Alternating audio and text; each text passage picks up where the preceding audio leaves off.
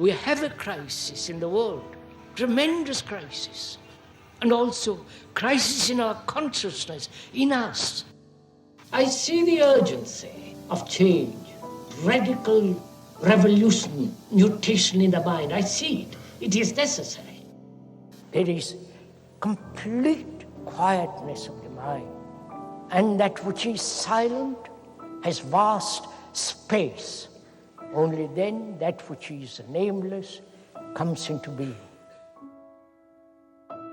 This is Urgency of Change, the Krishnamurti Podcast.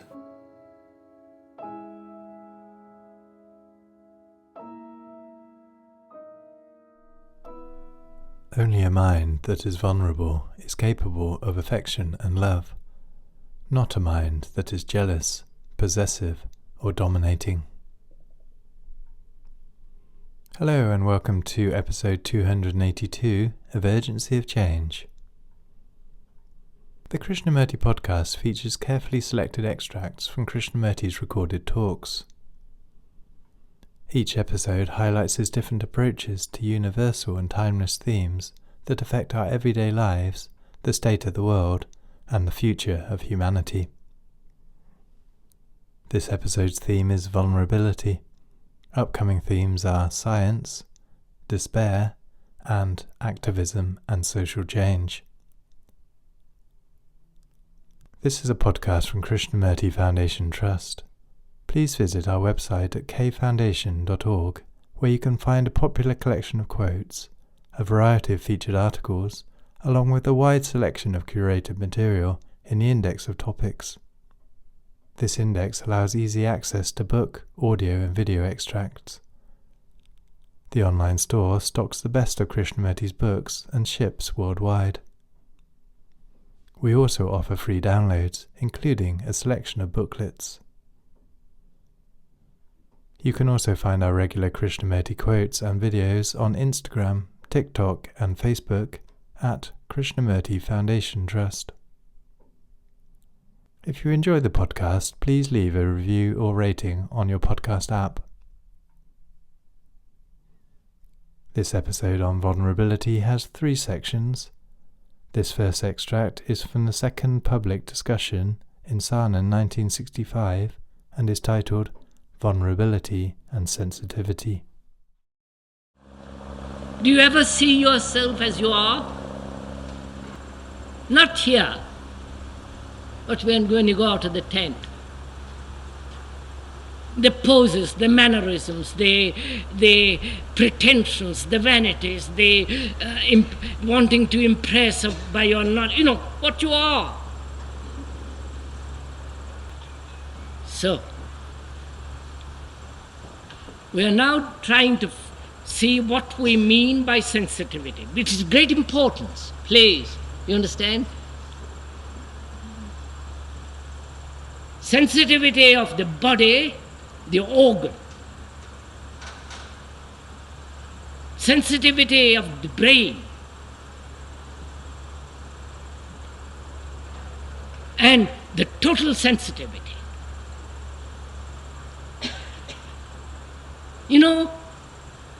The essence of sensitivity is to be vulnerable.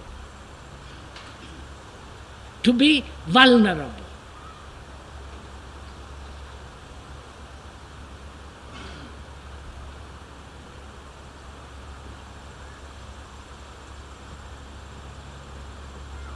Organically, physically,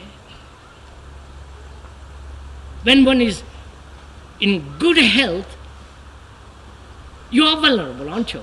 And you can reject any disease that comes near you. But if you are weak,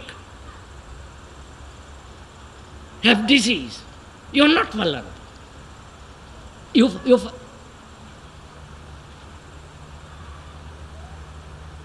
So vulnerability implies great health. Physically, organically, health. You may be ill, but you have vitality. It's not necessary to go into that, it's fairly clear. Then, to be vulnerable inwardly, which means not having any resistance.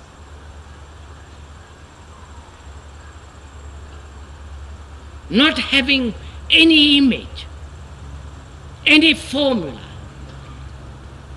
Not saying this is the line I draw and I react from that line. That's merely a resistance. So such a mind, such an inward state of defense, resistance, acceptance, obedience, following, authority, makes the mind insensitive. And when there is a fear of any kind, which is one of the most difficult things to be free of, fear of any kind makes the mind invulnerable. Therefore, fear makes the mind dull, insensitive.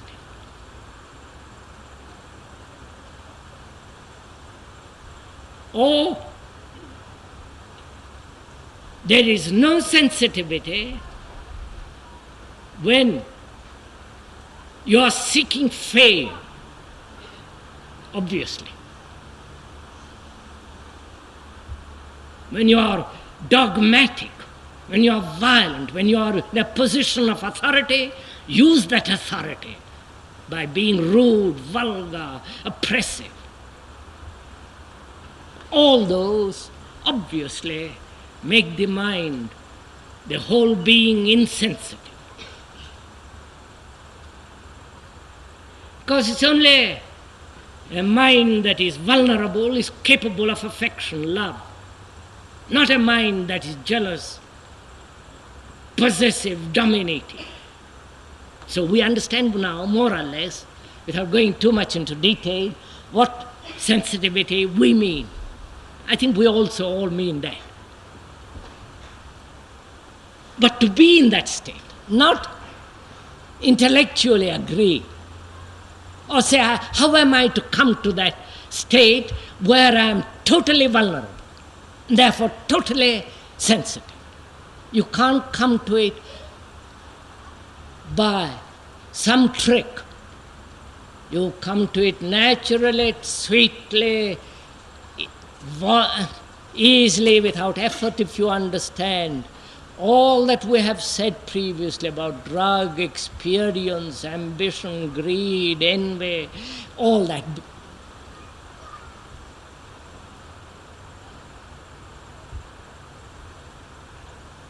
So, there is sensitivity only when there is freedom.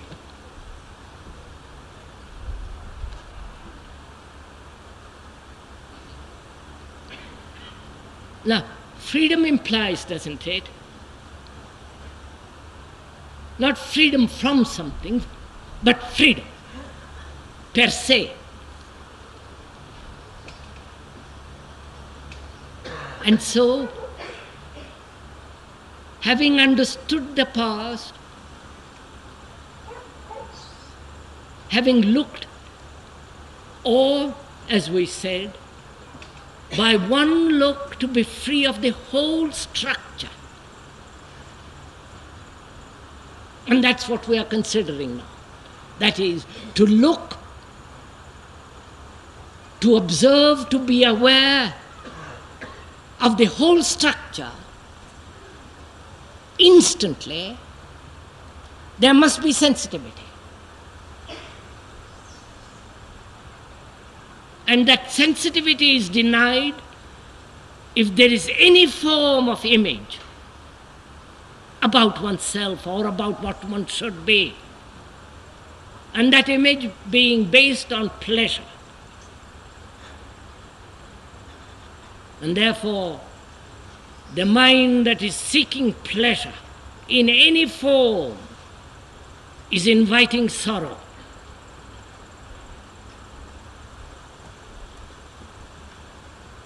So, The mind that is sensitive, in the sense we are using, not only neurologically, biologically, but vulnerable inwardly, totally, without any resistance, has an extraordinary strength and vitality and energy. Because it's not battling with life, neither accepting life nor rejecting life. Now, when one has understood this whole phenomena,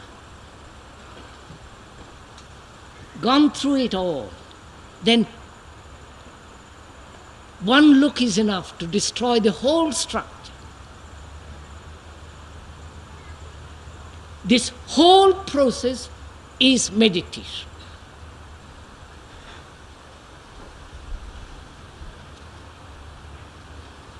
And in understanding meditation, one has to understand certain things, which is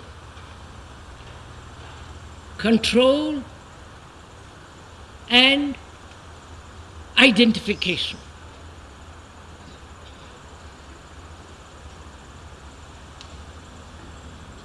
Control of thought implies, does it not, resistance to every other form of thought.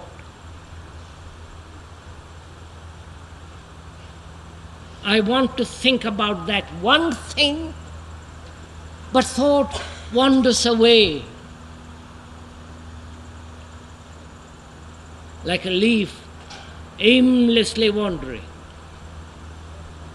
So, I concentrate, I control, I make tremendous effort to push all thought away except that one thought. That one thought is based on ultimate pleasure.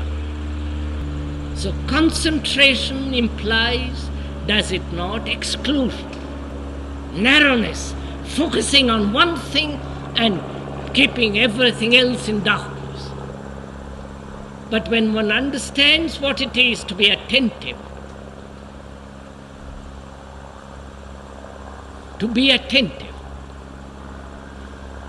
attentive with your body, with your nerves, with your eyes, with your ears, with your brain, with your whole total being. To listen to that aeroplane, the irritating noise of it when you want to listen, to be attentive to the color, to the thought, to your speech. Then, in that attention, there is a concentration, which is not exclusion. I can attend, I can look, work on something without exclusion.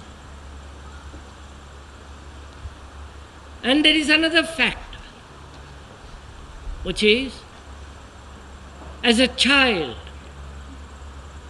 is absorbed by a toy,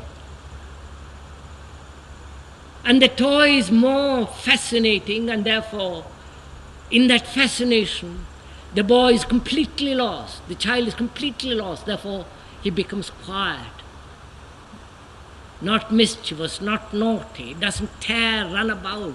The toy has become the thing that takes his mind, his body, everything. The toy has absorbed him. And we also, as the child, want to be absorbed by an idea, by our images, or by the images that have been given to man, as Buddha, as Jesus, as Christ, as all the rest of it.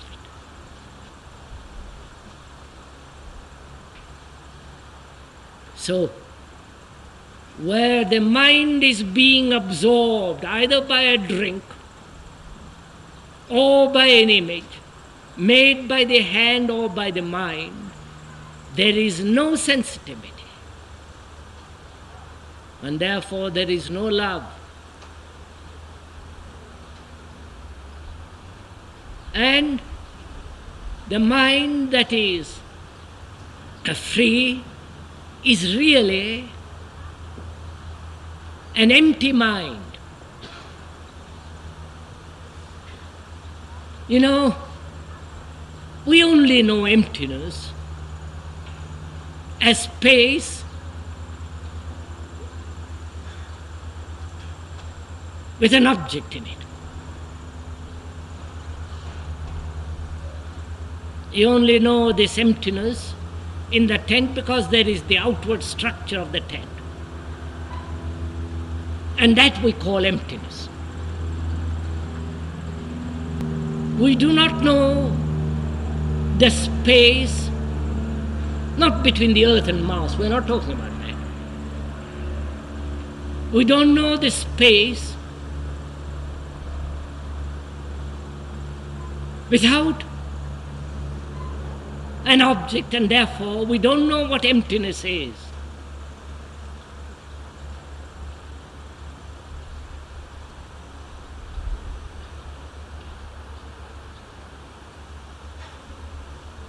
Because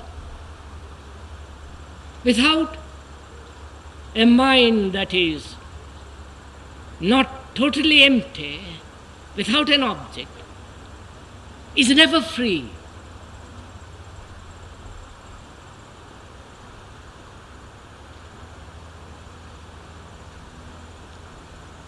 You know, this is very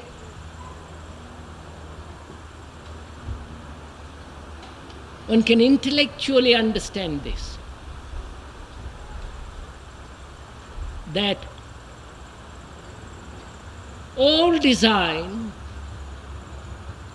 all relationship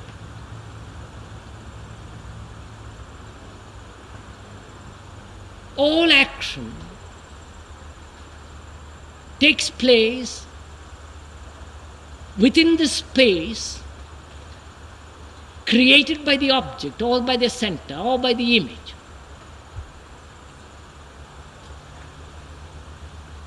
But in that space where the object or the center that creates that space, freedom is limited by that space between the object and its extension.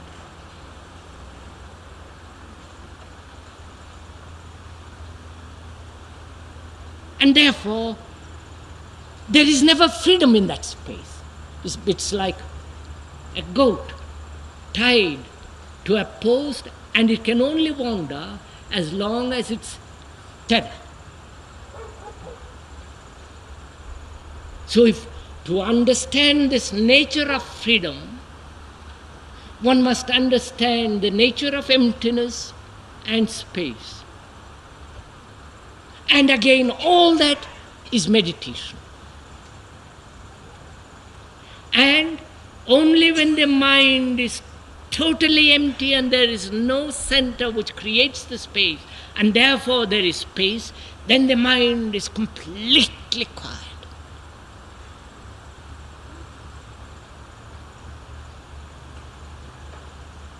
The mind then is extraordinarily still.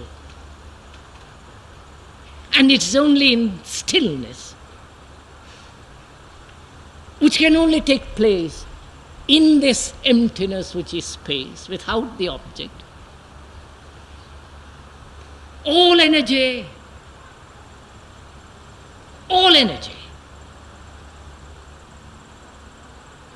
comes into being without movement.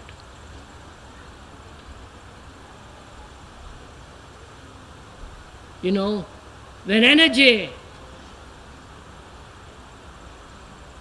is no longer dissipated and comes together without any movement, there must be some action. Right? A kettle that's boiling, if it has no escape, it must burst.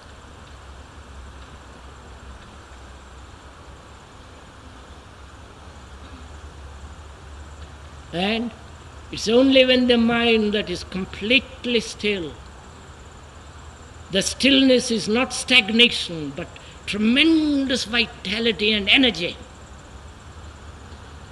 Then there is an event, an explosion, which is creation.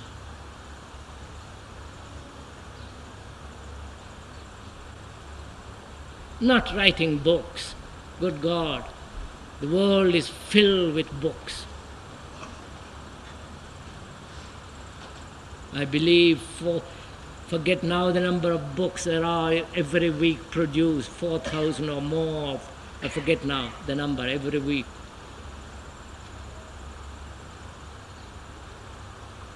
Writing a book, writing a poem, becoming famous is not creation. It's self-expression in no manner is creation. And a mind that is not in that state of creation is a dead mind.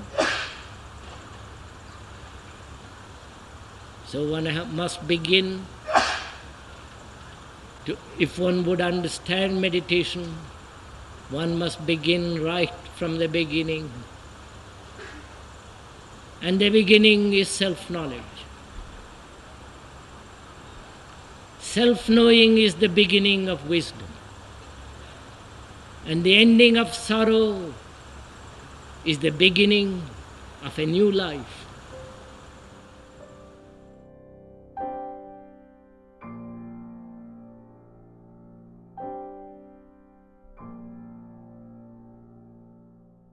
The second extract is from a direct recording in Ojai 1983 and is titled, "We Lose Vulnerability in This World of Noise." It's a spring morn, a morning that has never been before and never will be again. It's a spring morn. Every little blade of grass, the flowers, the camellias, the roses, and all are blooming. And there is perfume in the air. It's a spring morn, and the earth is so alive.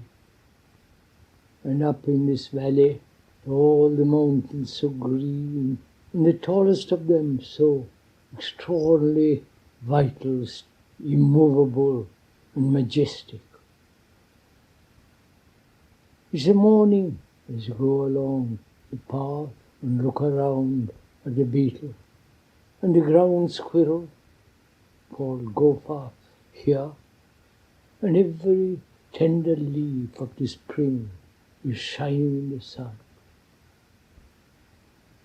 Those leaves have been waiting for this the whole winter, and have just come out, tender, vulnerable, and without being romantic, imaginative, there is a feeling of great love and compassion, for there is so much beauty, incorruptible. And as there have been 1,000 spring mornings, but never such a morning as this. So still, so quiet, breathless. Perhaps it is with adoration. And the squirrels are out and so are the lizards. It's a spring morning, the air is festive, and there are festivals all over the world because it's spring. They express it in so many different ways, the festivals, but that which is can never be expressed in words, nor with a song and a dance, but the deep feeling of spring was quite a different matter. Why is it that we seem to be losing the highly vulnerable quality of sensitivity. To be sensitive to all the things about you. Not only to your own problems and turmoils, but to be actually sensitive. Not about something, but just to be sensitive. To be vulnerable, like that new leaf which was born a few days ago. It will face storms, rain, darkness and light. When we are vulnerable, we seem to get hurt. Being hurt, we withdraw into ourselves, build a wall around ourselves, become hard, cruel, but without any ugly, brutal reactions, to be vulnerable to all the movements of one's own being, vulnerable to the world, to be so sensitive that there is no regret, no wounds, no self-imposed discipline. And when we are so vulnerable, it has a quality of measureless existence. We lose all this vulnerability in the world of noise and brutality, vulgarity, and the bustle of everyday life. To have one's senses so sharpened, not any one particular sense, but all the senses to be fully awake, which does not necessarily mean to indulge. Without sensation, the feeling, the pain, the loneliness, the anxiety, to be sensitive to all the movements of thought. When one is so highly sensitive, and with those senses fully awakened, and from which there is a different kind of sensation, which goes beyond all the sensory or sensual responses. Have you ever looked at the sea or those vast mountains, the Himalayas, which stretch from horizon to horizon? Have you ever watched any flower with all your senses? Then when there is such observation, there is no center from which you are observing. There is no me. But the me, the limited observation of one or two senses, breeds the egotistic movement. After all, we live by the senses, and the senses that bring about sensation. And it's only when thought creates the image out of the sensation, in the whole problem, all the complexities of desire arise. And on this morning, looking down into the valley, seeing the extraordinary spread of green on the distant tower, to watch it, feel the pure air and all the crawling things of the earth, watching without the interference of the images thought has built. And now the breeze is blowing from the valley up the canyon. As you turn, as the path turns, going down, there is a bobcat right in front of you, about 10 feet away. You can hear it purring, rubbing itself against the rock. It's a spring morning for it too. The hair sticking out of his ears, short tail, and extraordinarily graceful movement. We walked together down the valley, down the path, and it's hardly making any noise, except you hear it purring, thoroughly enjoying itself. A delight to be out in the spring sunshine, so clean. Its hair is sparkling. And as you watch it, the whole wild nature is in that animal. And you tread on a branch, dead branch, and makes a slight noise. It turns round, looks, and is off. Not even looking behind it. That noise indicated man, the most dangerous of all animals. It's gone in a second among the bushes and rocks. And all this joy has gone out of it. It knows how cruel man is, and it doesn't want to be it.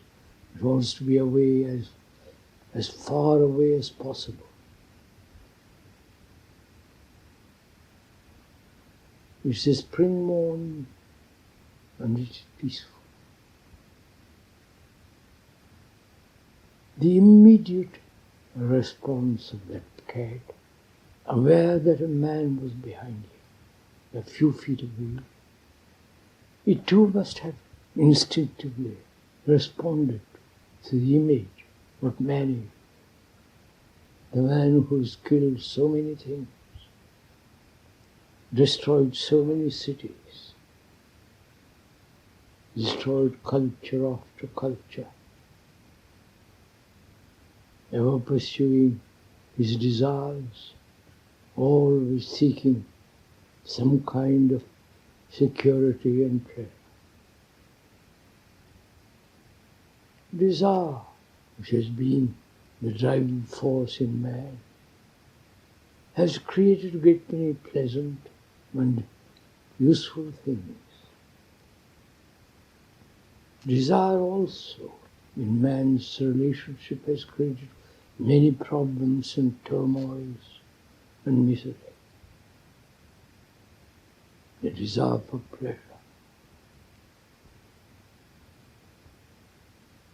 The monks and the sannyasis of the world have tried to go beyond it and try to have the desire, which is a burning force, has forced itself to worship an ideal, an image, a symbol. But desire is always there like a flame, burning. And to find out, to probe into the nature of desire, when one sees the complexity of its activity, its demands, its fulfillments, ever more and more, desire for power, position, prestige, status, the desire for the unnameable, that which is beyond all our daily life, has made man do all kinds of ugly and beautiful things. Desire is the outcome of sensation, the outcome with all the images that the thought has built. And this desire not only breeds discontent, the sense of hopelessness, never to suppress it, never to dissipate it, but to probe into the nature of it. What's the origin, the purpose, the intricacies of it. To delve deep into it, is not a desire. It has no motive, just to understand the beauty of a flower, to look at it, sit down beside it and look at it. And as you look, it begins to reveal, show itself as it actually is. Extraordinary delicate colour, the perfume, the petals, the stem, and the earth out of which it has grown. To look at this desire and its nature, what is always shaping sensation, pleasure and pain, reward and punishment. And when one understands, not verbally or intellectually, but the whole causation of desire, that very discovery of it, the root of desire, the very perception, the subtle perception, that in itself is intelligence. And that intelligence will always act sanely and rationally with desire. And so, without too much talk this morning, or too much thinking, to be entirely enveloped by this spring morning, to live with it, to walk in it, is a joy that is beyond all measure. All measure. It cannot be repeated again. It will be there till there is a knock on the door.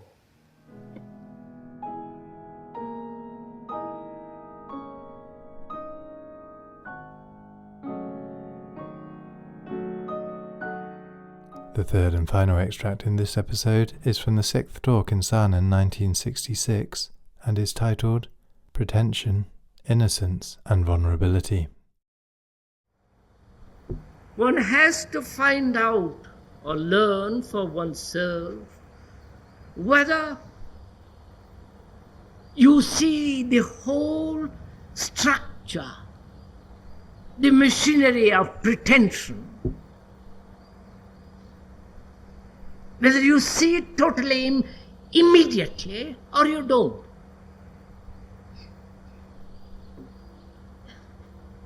If you don't, find out why you don't.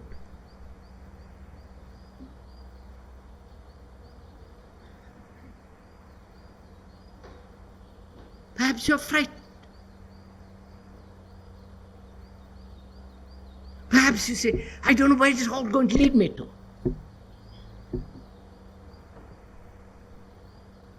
I have built so many resistance, so many defenses, behind which I take shelter.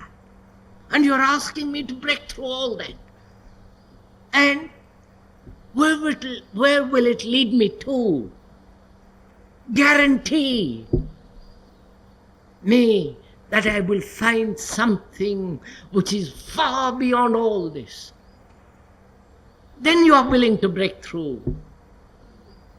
If you have any faith at all left, and most of us have no faith in anything, fortunately.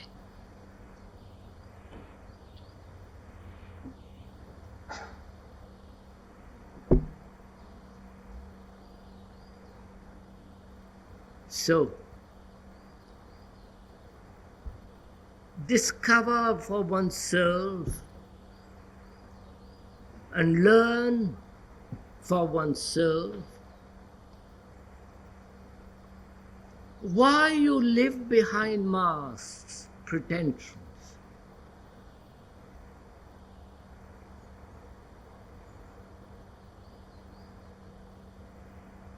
And that's not very difficult to discover. Because you want to be thought, oh, so many things of which you are not. You want to be thought that you are a great man or a great writer, a great this, or that you are, We don't want to be discovered what we are.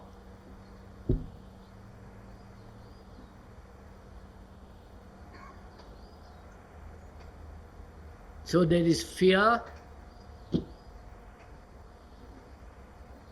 and losing something that you've already got in your hand, in your heart.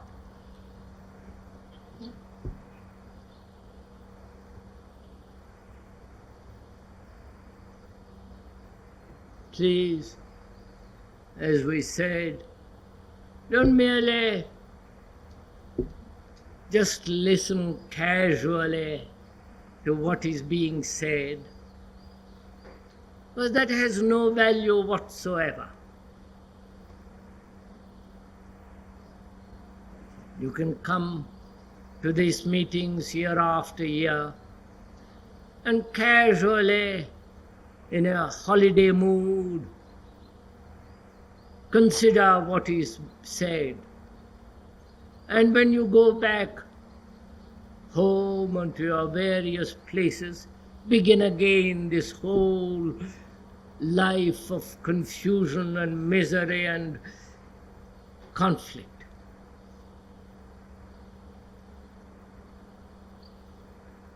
But if you were to listen,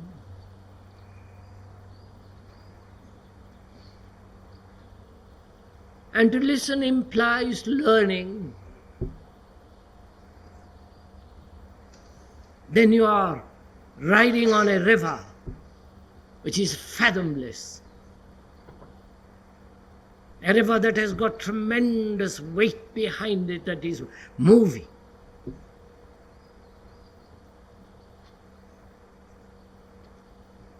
That's carrying you along.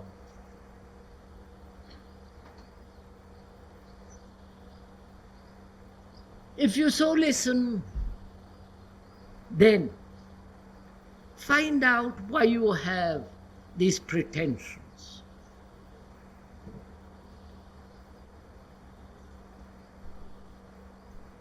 And don't spend a single second on examining the causes of it, analyzing it, dissecting it, fighting it, postponing it. When you analyze, search the cause, you are merely avoiding. You know very well, we know very well why you have these masks, these pretensions, these defenses.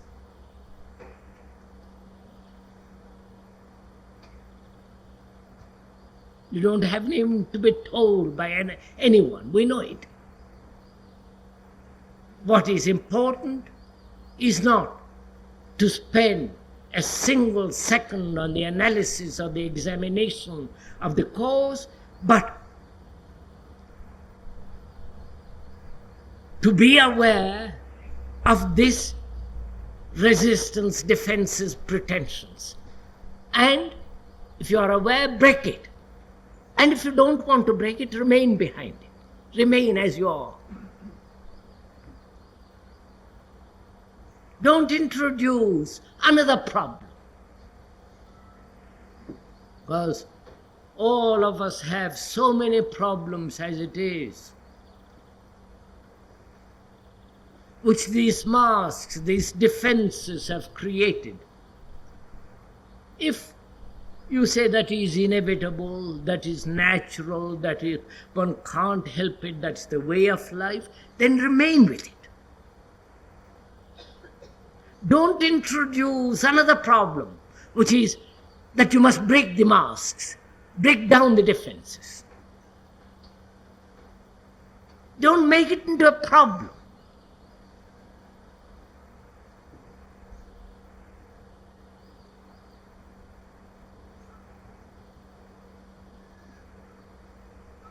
If you don't make into a problem, an issue, then you can come upon it in a easy, friendly spirit. It is only when you care to understand it, then it begins to break down. But if you say, I must understand it, I must break through, you'll never do it.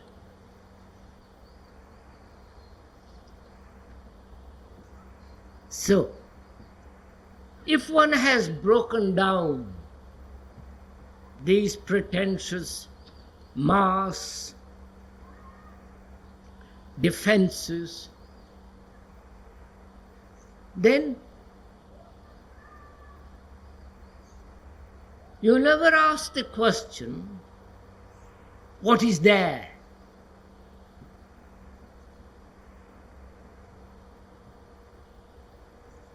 Then there is an action which is never contradictory. And therefore, an action which is always fresh, which is always new.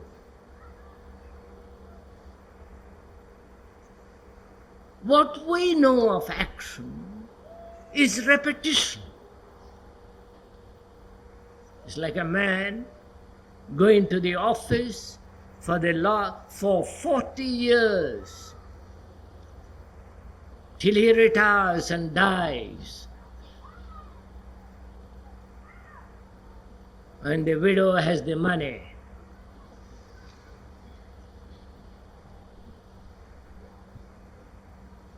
And his activity is repetition.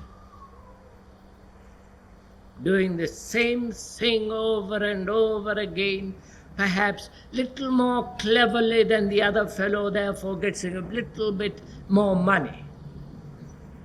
But it is the same pattern repeated day after day. And this repetition of activity gives us great comfort. We are sure of it. There is never a doubt about it. There is never a questioning about it. It's like being carried along in the wave of something which society has established as in a war. In a war, everybody is terribly united together.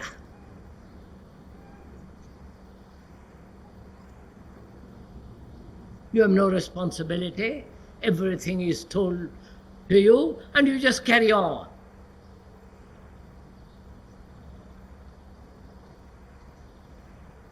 And so for us, action generally means repetition.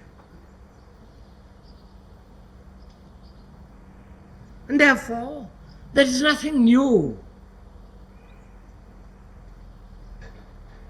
There is nothing fresh. There is nothing that will give you a new energy.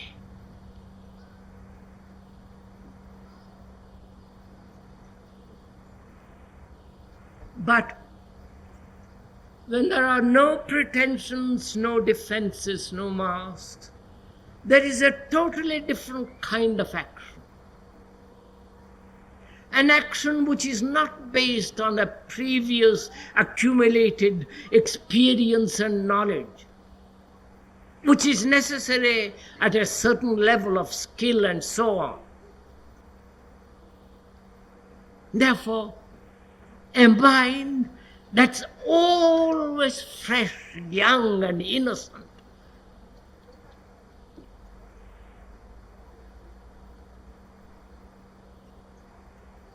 Innocence has no mask, no defense. It is totally vulnerable.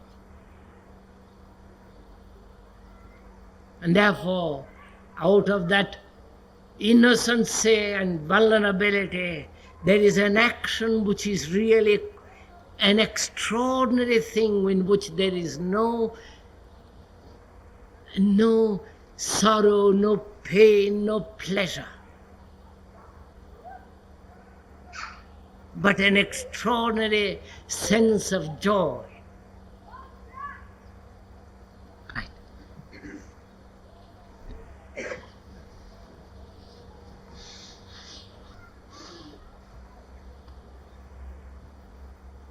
Before you begin to ask questions, before we begin to go into details, live with it for 2 seconds, few minutes with what has been said. Don't jump up immediately and say, this what I want to ask you a question.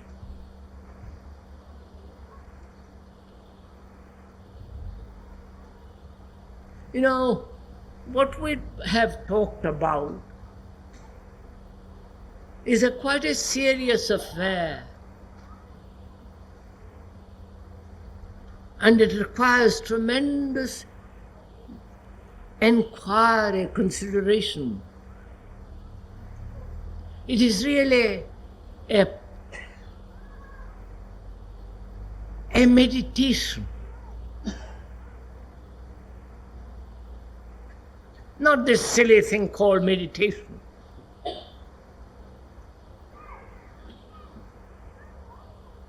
So, don't, if I may suggest most respectfully, don't immediately say, I want to ask you something. Remain with it. Let it simmer inside you. And also, when you leave the tent, don't immediately start chattering about, I don't know, whatever one does.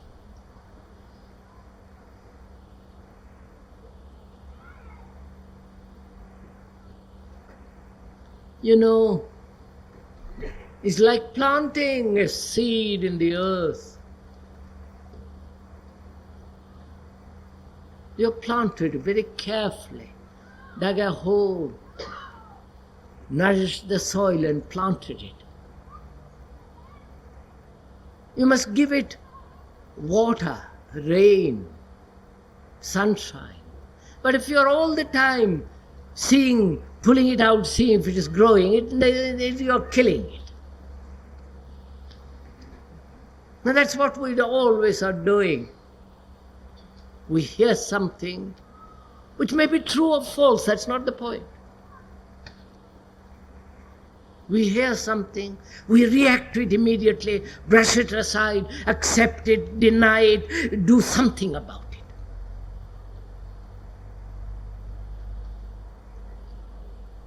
We don't take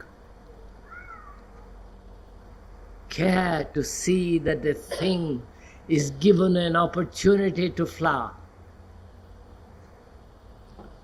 Which doesn't mean that we are preventing you from asking questions.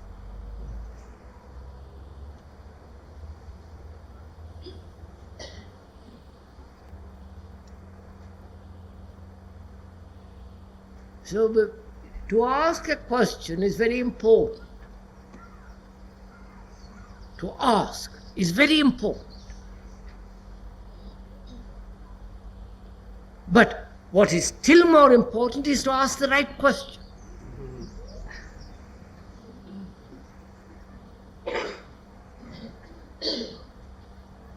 And to ask the right question, you need tremendous penetration into that question.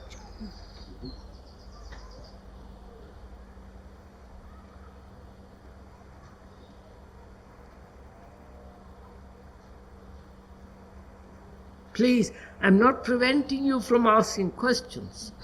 Do please understand that's not the point. If you say, well, he's trying to defend himself and all the rest, so that's too absurd. But we should ask questions about everything, about nationality, about kings, queens, about the ways of government, about religions, about everything of human concern.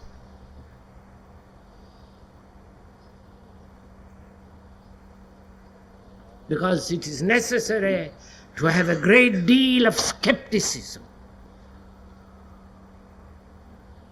It is necessary never to say yes, but always to say no and inquire. Because most of us are yes-sayers. That's been trained from childhood. The father, the mother, the priest, the government, everything around us is so conditioned, is so influence us that we just accept everything.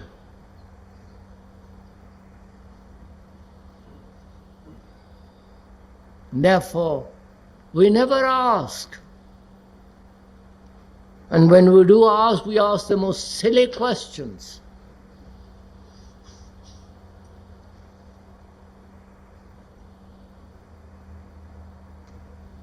But to ask a very serious question and the right question is very important. Because when you ask the right question, you get the right answer. Not from me, you will get the right answer.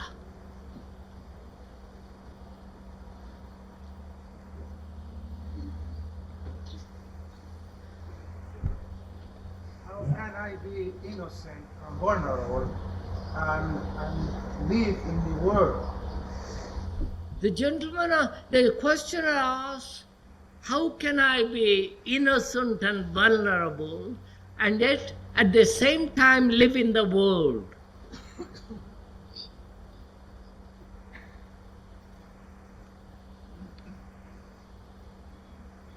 I am afraid the question has been wrongly put, if I may put it, if I may say so.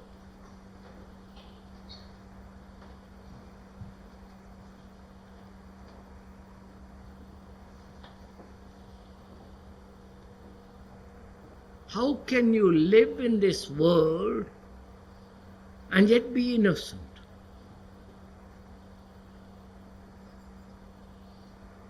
First, be innocent and you will live in this world. Not the other way around. You understand?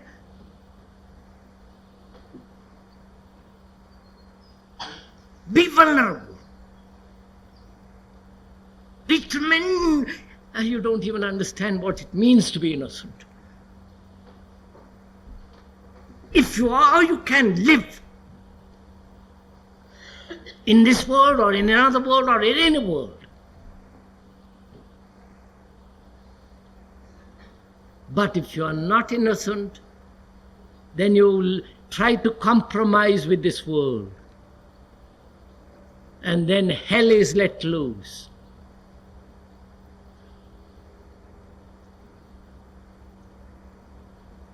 But learn about this sense of innocency. Don't try. You understand what I mean? It's not the word.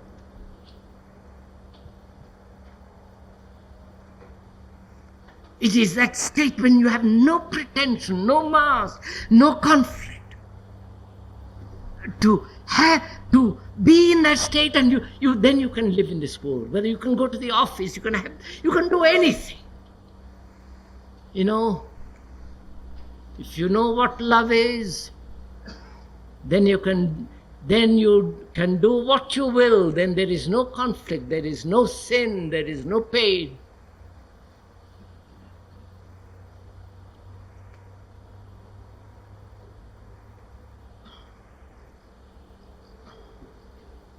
So the questioner says, how can he come upon this innocency? this vulnerability, this sense of having no defense, no pretension, no mask. That is the question, not how to live in the world. I don't know if I'm... Then you will live in this world totally differently. Then you will be, I don't know.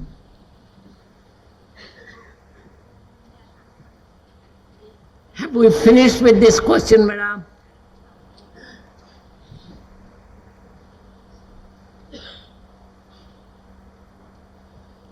So the questioner says,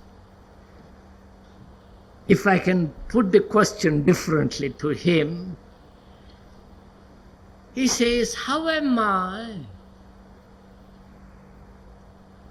who have been tortured,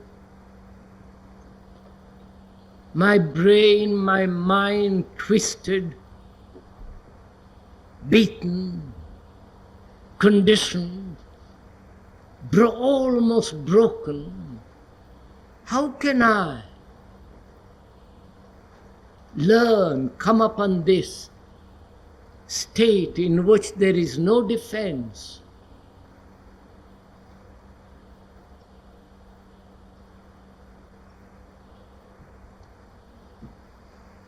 I've explained it. We have explained by explanation is not the real thing. You can listen to a dozen explanations, but the real thing is not the word. The word is never the thing. The symbol is never the reality. So, I, who live in this world, who have to make money, live a married life or not with all its complications,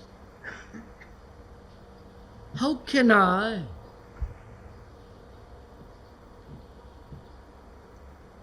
break down, break through these pretensions? I don't think you can.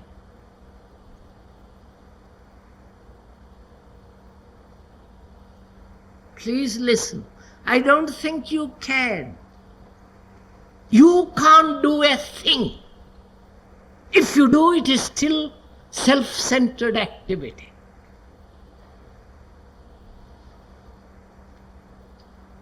If you say, I must get that, I must break through, it is still the me that has defended itself, now seeks a different form of defense.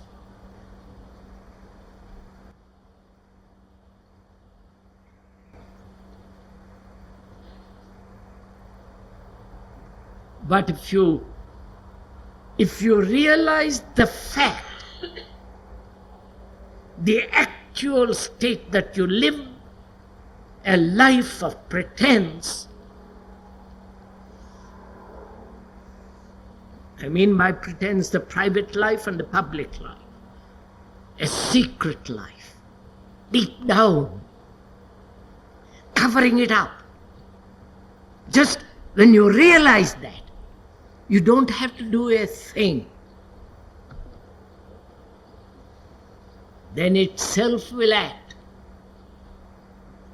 You do it, sir. You will see